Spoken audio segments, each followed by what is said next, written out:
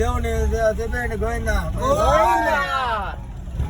మళ్ళా ఇంకోసారి చల్లగా వచ్చేట్టుగా చూడని చెప్పండి.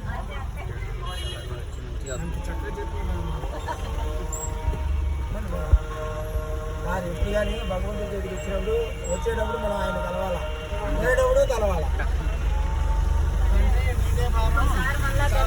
మేము వచ్చేటప్పుడు చల్లగా చూడండి.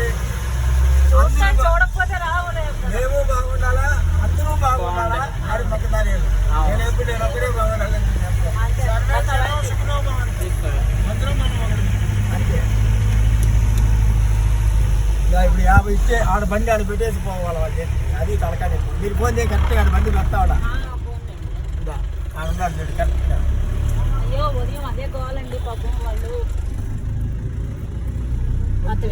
ఆయన గడికి డబ్బులు తీసుకుంటారు.